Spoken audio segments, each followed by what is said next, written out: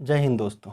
आज हम बात करेंगे नाटो अर्थात नॉर्थ अटलांटिक ट्रीटी ऑर्गेनाइजेशन के बारे में, जो एक मिलिट्री अलायंस है, यानी कि एक सैन्य संगठन है। देखिए, जब भी आप कोई संस्था के बारे में जानना चाहते हैं या जानना प्रारंभ करते हैं तो आपको सबसे पहले ये जान लेना चाहिए कि उस संस्था का ओरिजिन कैसे हुआ, यानी किन हालातों में उस संस्था की स्थापना की गई। तो आज हम देखेंगे कि किन स्थितियों में या किन हालातों में नॉर्थ अटलांटिक ट्रीटी ऑर्गेनाइजेशन अर्थात उत्तर अटलांटिक संधि संगठन की स्थापना या गठन किया गया। जैसे कि आपको पता होगा, द्वितीय विश्व युद्ध वर्ष 1939 से 1945 के बीच में लड़ा गया था। और द्वितीय विश्व युद्ध के दौरान जो विजित राष्ट्र थे उनमें दो बड़े राष्ट्र निकल कर आए। पहला था यूनाइटेड स्टेट्स ऑफ अमेरिका और दूसरा था यूएसएसआर, जो आज रसिया या रूस के नाम से जाना जाता है। अब द्वितीय विश्व युद्ध की समाप्ति के पश्चात वर्ष 1945 के बाद से इन दोनों देशों में आपसी वर्चस्व की लड़ाई छिड़ गई। यानी दोनों देशों का कहना था, यूएसए कहता था कि मैं बड़ा, यूएसएसआर कहता था कि मैं बड़ा। और इन दोनों ने अपनी अलग अलग विचारधारा बना ली। और यूएसए की विचारधारा का नाम दिया गया पूंजीवाद विचारधारा, यानी पूंजीवादी विचारधारा। और जो रसिया फॉलो करता था वो थी साम्यवादी विचारधारा। तो इन दोनों देशों में अपनी अपनी विचारधाराओं को आगे बढ़ाने के लिए एक संघर्ष छिड़ गया, जिसे शीत युद्ध का नाम देते हैं। और यह शीत युद्ध चला था वर्ष 1945 से लेकर वर्ष 1951 तक, जब तक रसिया का विघटन नहीं हो गया, यानी यूएसएसआर का विघटन नहीं हो गया। यूएसएसआर विघटित होकर 15 देशों में टूट नहीं गया, तब तक शीत युद्ध का काल चला था। तो आज हम देखते हैं कि शीत युद्ध के दौरान कैसे नाटो का गठन हुआ था। तो जो यूएसए था वो फॉलो करता था पूंजीवादी विचारधारा, यानी कैपिटलिस्ट था, पूंजीवादी विचारधारा। और जो यूएसएसआर था, जिसे आज रूस के नाम से जाना जाता है, यानी यूएसएसआर जब टूट के अलग हुआ तो उसका सबसे बड़ा हिस्सा जो बना था वो रूस बना था, इसीलिए यूएसएसआर को रूस के नाम से जाना जाता है। वो फॉलो करता था साम्यवादी विचारधारा।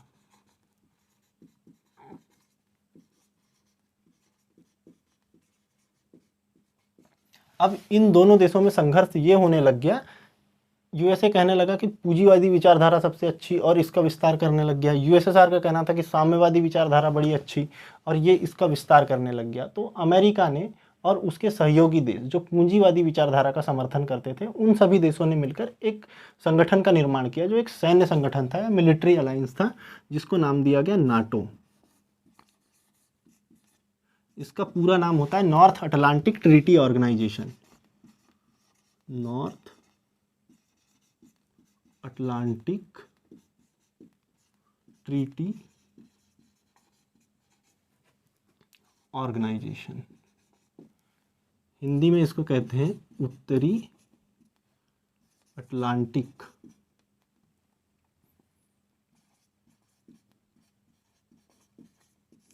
संधि संगठन,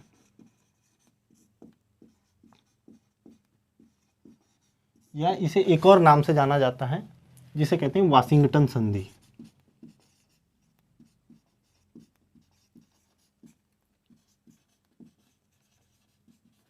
दोस्तों, इसकी स्थापना की गई थी 4 अप्रैल 1949 को। जब इसकी स्थापना की गई थी तो इसमें अमेरिका और उसके तरह पूंजीवादी विचारधारा का समर्थन करने वाले और 11 देश शामिल थे। तो ये हो गई इसकी स्थापना। और इसके संस्थापक सदस्य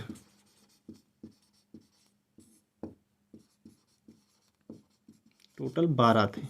12 में एक मुख्य देश था यूएसएसआर, कनाडा था, बेल्जियम था।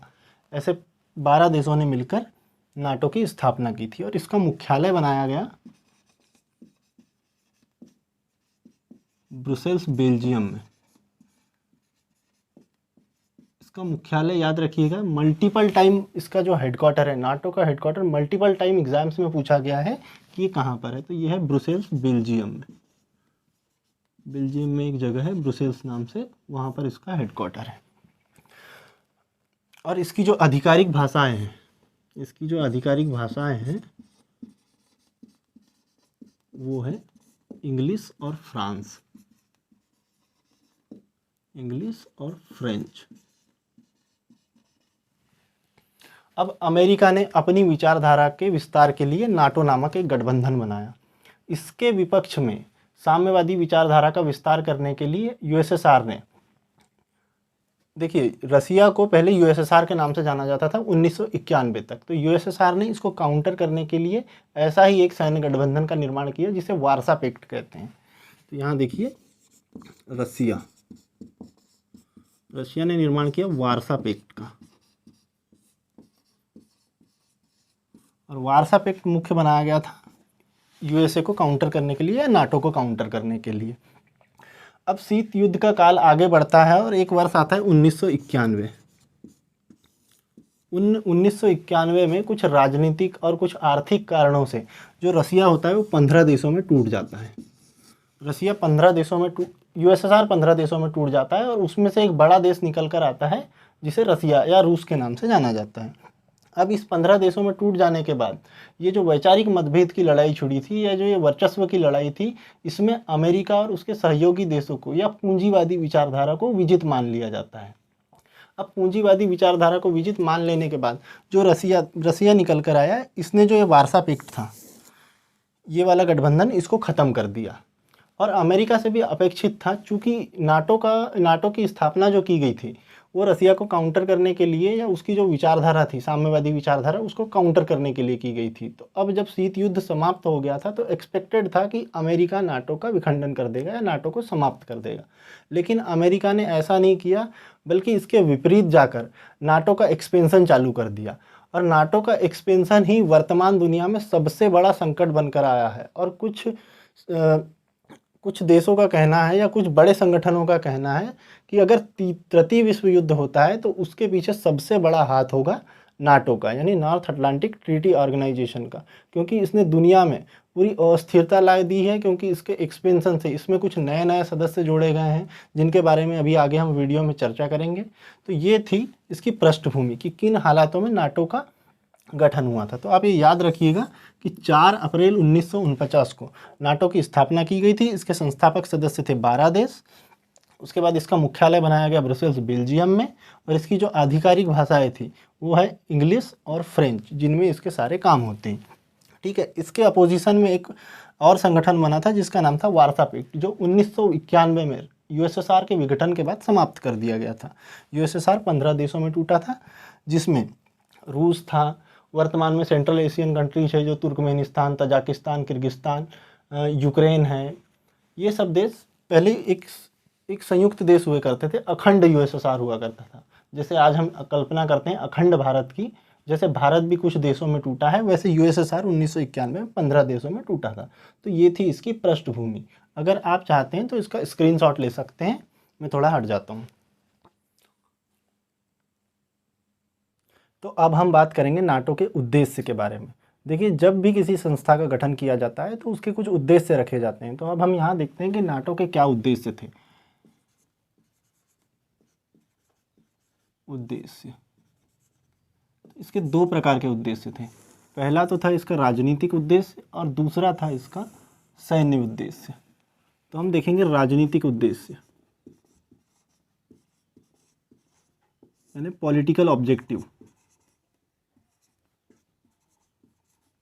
इसमें सबसे पहला उद्देश्य तो यही था कि ये रसिया को काउंटर करने के लिए बनाया गया था और पूंजीवादी विचारधारा जो थी उसका विस्तार किया जा सके।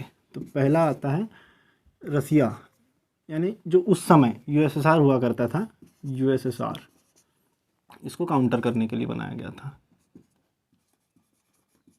कि ये जो साम्यवादी विचारधारा का विकास कर रहा है उसको रोका जा सके। और दूसरा ये था कि जो पूंजीवादी विचारधारा है, यानी जो कैपिटलिस्ट आइडियोलॉजी है, उसका विस्तार किया जा सके। इसका दूसरा उद्देश्य रखा गया था कि जो भी नाटो मेंबर कंट्रीज़ हैं उन सभी की राजनीतिक स्वतंत्रता और सुरक्षा की रक्षा करना, यानी इनकी राजनीतिक स्वतंत्रता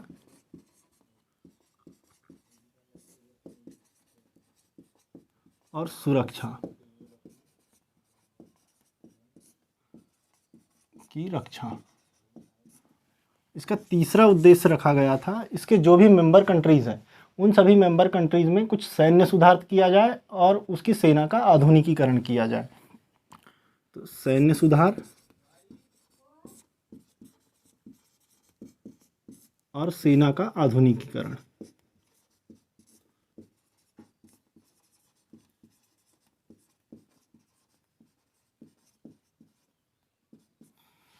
सैन्य सुधार, सेना का आधुनिकीकरण, इसका चौथा उद्देश्य रखा गया था जिसके लिए ये काम भी करता है, वो था दुनिया भर में लोकतंत्र की स्थापना करना।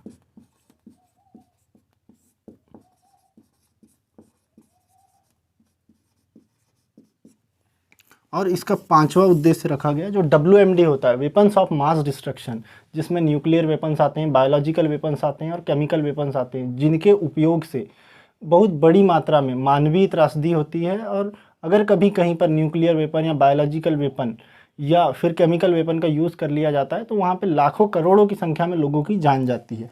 तो WMD और आतंकवाद, इस पर नियंत्रण स्थापित करना,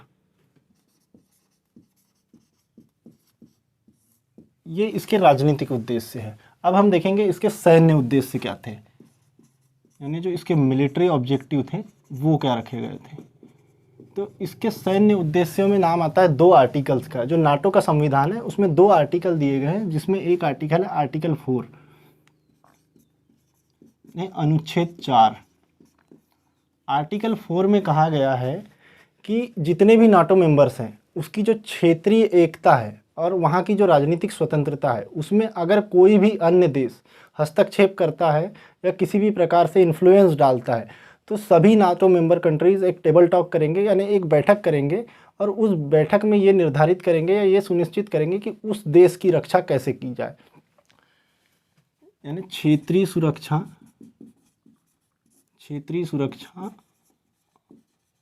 और राजनीतिक स्वतंत्रता,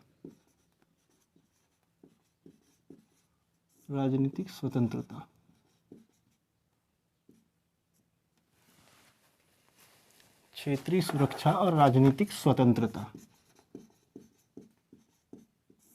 यहाँ पर क्षेत्रीय सुरक्षा और राजनीतिक स्वतंत्रता से ये मतलब है कि किसी भी देश की क्षेत्रीय सुरक्षा, जैसे कि आप देखते हैं कि वर्तमान में आपने सुना होगा कि चीन ने अरुणाचल प्रदेश में कुछ गांव बसा दिए हैं।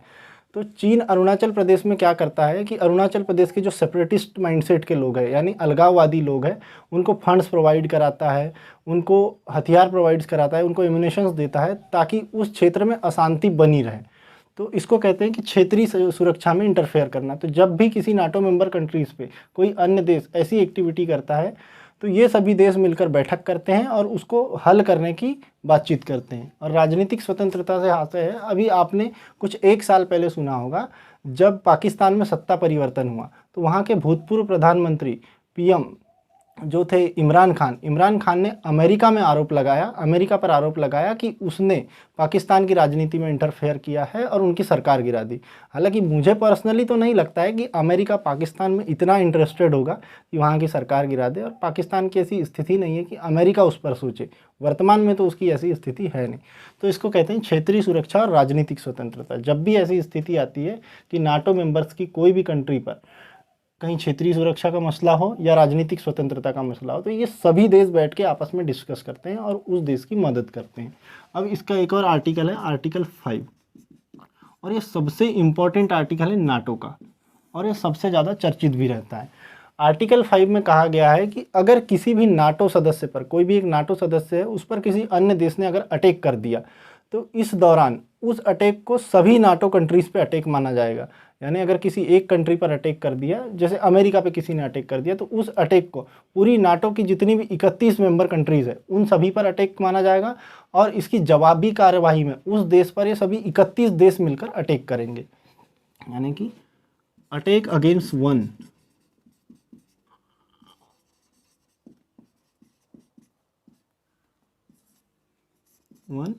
अटैक अगेंस्ट ऑल, ये इसका आर्टिकल 5 कहता है।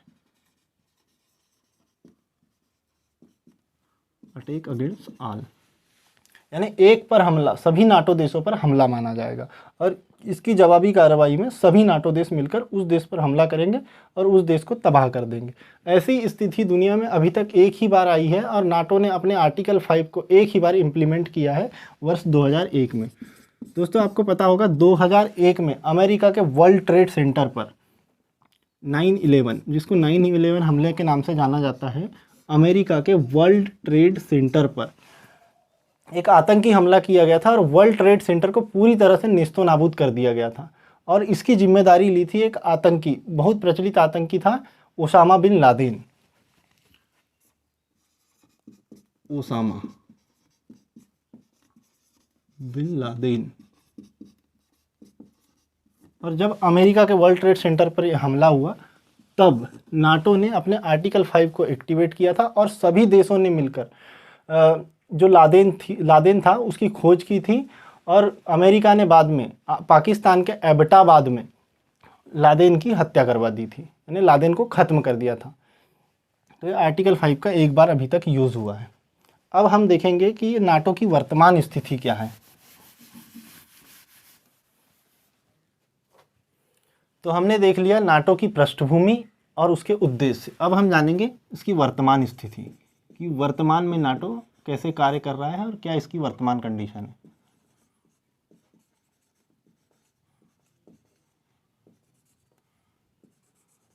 वर्तमान में इसमें 31 सदस्य देश हैं। सदस्य संख्या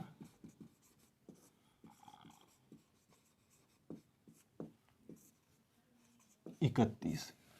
शुरुआत में आपने देखा था जब इसकी स्थापना हुई थी तो इसमें केवल 12 सदस्य देश थे। अब तक इसमें 19 मेंबर्स जोड़ लिए गए हैं और इसी मेंबर्स को बढ़ाने की कहानी को नाटो का एक्सपेंशन कहा जाता है। और इसी एक्सपेंशन का सबसे ज़्यादा विरोध करता है रसिया, क्योंकि इस एक्सपेंशन को रसिया अपने खिलाफ, यानी अपने लिए असुरक्षा मानता है और अपने लिए सबसे बड़ा खतरा मानता है। और इन 31 देशों में सबसे अंत में जुड़ने वाले 2 देशों के बारे में हम डिस्कस कर लेते हैं। वर्ष 2020 में इसमें एक देश जुड़ा था जिसको कहते हैं मैसेडोनिया। नॉर्थ मैसेडोनिया 2020 में नाटो का सदस्य बना और वर्तमान में अभी हाल ही 1 महीना पहले 2023 में फिनलैंड इसका नया सदस्य बना है और ये काफ़ी सुर्खियों में भी रहा है। और हम जानेंगे कि किन स्थितियों में फिनलैंड को सदस्य बनाया गया और क्यों रसिया इसका विरोध करता रहा। इवन रसिया के साथ साथ जो नाटो मेंबर कंट्रीज़ है उसमें है तुर्की और हंगरी, ये 2 देश भी इसके शामिल करने के लिए विरोध कर रहे थे। अब नाटो में किसी नए मेंबर को शामिल करने की एक कंडीशन रखी गई है या एक नियम बनाया गया है कि अगर आप किसी भी नए देश को ऐड करना चाहते हैं तो परमानेंट, यानी अभी वर्तमान में जितने भी एग्जिस्टिंग कंट्रीज़ हैं उन सभी की सहमति जरूरी है। यानी जो इसके सदस्य वर्तमान में हैं उन सभी सदस्यों को अपने देश की संसद से प्रस्ताव पारित करना होगा और मंजूरी देनी होगी कि किसी नए देश को ऐड करना है, तब जाकर नाटो में कोई नया मेंबर ऐड किया जा सकता है। तो वर्ष 2021 में 3 देशों ने आवेदन किया, यानी 3 देशों ने इच्छा जताई कि हमको नाटो में ज्वाइन होना है। उन 3 देशों में पहला देश था यूक्रेन, दूसरा था स्वीडन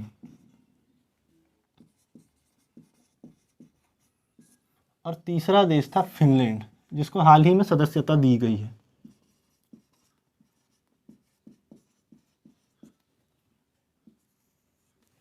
जब यूक्रेन ने इसमें सदस्यता हासिल करने की मांग जाहिर की तो सबसे ज़्यादा विरोध किया रसिया ने और इसने रसिया को चेतावनी भी दी। बार बार यूक्रेन कहता रहा कि मुझे नाटो ज्वाइन करना है, नाटो ज्वाइन करना है, और रसिया बार बार इसको समझाता रहा कि नहीं, तुम नाटो ज्वाइन नहीं कर सकते। इसके पीछे के सबसे बड़े कारण या रसिया के विरोध करने का सबसे बड़ा कारण ये है कि यूक्रेन को नाटो नहीं ज्वाइन करना चाहिए। उसमें जब यूएसएसआर का विघटन हुआ था तो जो यूएसएसआर 15 देशों में टूटा था उसमें एक देश रसिया था और यूक्रेन भी पहले यूएसएसआर का सदस्य हुआ, यानी यूएसएसआर का हिस्सा हुआ करता था। इसीलिए रूस विरोध करता है कि यूक्रेन नाटो में न जाए, जो उसके खिलाफ बना संगठन है। पहला कारण ये था। और दूसरा कारण ये था कि जो भी सदस्य देश नाटो का यानी जो भी देश नाटो का मेंबर होता है तो उस देश की सीमा पर या सुरक्षा और शांति के लिए उस देश में नाटो की फोर्स अपॉइंट की जाती है। अब अगर यूक्रेन उसमें शामिल हो जाएगा नाटो में तो यूक्रेन की सीमा पर नाटो की फोर्सेस खड़ी कर दी जाएगी और नाटो की फोर्स रसिया के एकदम करीब आ जाएगी। इसीलिए भी रसिया यूक्रेन का विरोध करता है। और वर्तमान में जो रसिया यूक्रेन कॉन्फ्लिक्ट चल रहा है, यानी रसिया ने यूक्रेन पर अटैक कर दिया है मिलिट्री ऑपरेशन के नाम से, तो उसका सबसे बड़ा कारण यही है कि जो यूक्रेन है वो नाटो में शामिल होना चाहता है। इसी कारण से रसिया यूक्रेन वॉर चल रहा है।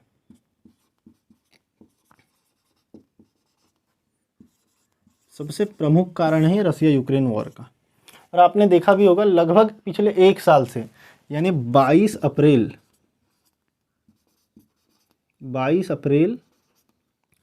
2022 में, सॉरी यहाँ मैं गलत हूँ, ये 22 अप्रैल नहीं है, ये 24 अप्रैल है।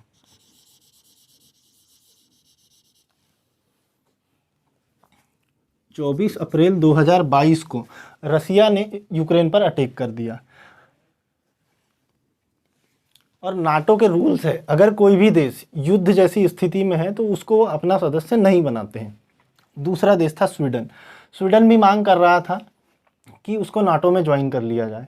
अब सभी वर्तमान देशों को अपने देश की संसद से प्रस्ताव पारित कराना था कि इसको ऐड किया जाए या न किया जाए।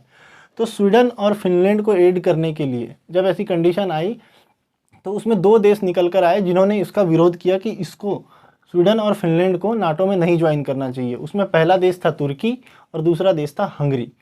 तो तुर्की क्यों विरोध कर रहा है कि स्वीडन को नाटो में ज्वाइन नहीं करना चाहिए? तो हाल ही में आपने एक मुद्दा सुना होगा, बहुत बहुचर्चित मुद्दा था, दुनिया भर में इसकी चर्चा की गई थी। स्वीडन में एक इंसान है जो एकदम महाबैल बुद्धि इंसान है। उस इंसान ने अभिव्यक्ति की आज़ादी यानी freedom of speech and expression के नाम पर, पब्लिकली स्वीडन में कुरान को जलाया। पब्लिकली कुरान को जलाने का काम किया और इसको सोशल मीडिया पर शेयर किया। और इसके खिलाफ जो स्वीडन है, स्वीडन ने इसके खिलाफ कोई एक्शन नहीं लिया। और वो बात अलग है, यानी ऊपर से इसने एक्शन लेने के बजाय उस इंसान को स्पीच एंड एक्सप्रेशन के नाम पर पुलिस प्रोटेक्शन भी दी ताकि कोई भी आकर इस पर हमला न करे या कोई इसका अहित न करे। अब लंबे समय से तुर्की जो था वो इस्लाम का प्रमुख लीडर रहा था, यानी वर्ष 1924 तक तुर्की में खलीफा का पद हुआ करता था। तो तुर्की ने इस कारण से स्वीडन का बहुत भारी विरोध किया और इसको ज्वाइन होने से मना कर दिया। अब फिनलैंड का विरोध क्यों करता था तुर्की? तो फिनलैंड के विरोध के पीछे सबसे बड़ा कारण है कि फिनलैंड में तुर्की से भागे हुए आतंकी छुपे हुए हैं और फिनलैंड ने इसको पनाह देकर रखी है, आतंकी पनाह। जैसे हमारे देश से ताज अटैक के बाद पाकिस्तान में जाकर दाऊद इब्राहिम छिपा हुआ है और पाकिस्तान उसको संरक्षण दे रहा है, वैसे ही तुर्की के कुछ आतंकी या कुछ ऐसे लोग जो तुर्की में बैन है उनको फिनलैंड संरक्षण देता है। यही कारण है कि तुर्की नहीं चाहता कि फिनलैंड को नाटो में ऐड किया जाए।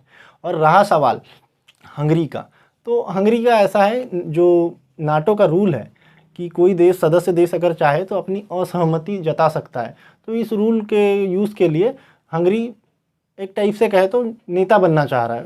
बोले भैया हमको भी विरोध है, उसका कोई ऐसा मूल कारण नहीं है, उसके विरोध करने का मुख्य प्रमुख कोई कारण नहीं है।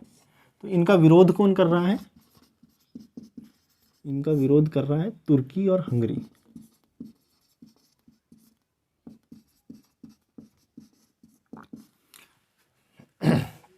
पर इसी वर्ष 2023 में, वर्ष 2023 के अप्रैल माह में, वर्ष 2023 के अप्रैल माह में यूएसए ने यानी अमेरिका ने तुर्की को मना लिया फिनलैंड को ज्वाइन करने के लिए। मनाया क्या? उस पर दबाव डाला। ये सब अमेरिकी प्रभाव वाले देश हैं। अमेरिका ने दबाव डाला और यहाँ पर तुर्की ने हस्ताक्षर कर दिए और फिनलैंड को अभी हाल ही में अप्रैल के महीने में नाटो की सदस्यता दे दी गई और वर्तमान में नाटो में 31 सदस्य हो गए। अब आपके मन में एक सवाल आ रहा होगा कि यूक्रेन ने जब इच्छा जाहिर की तो रसिया ने इसका विरोध किया, किंतु जब फिनलैंड को नाटो में ज्वाइन किया गया या फिनलैंड को नाटो में शामिल किया गया तो रसिया ने इसका विरोध क्यों नहीं किया? तो इसके बारे में हम थोड़ा सा समझ लेते हैं।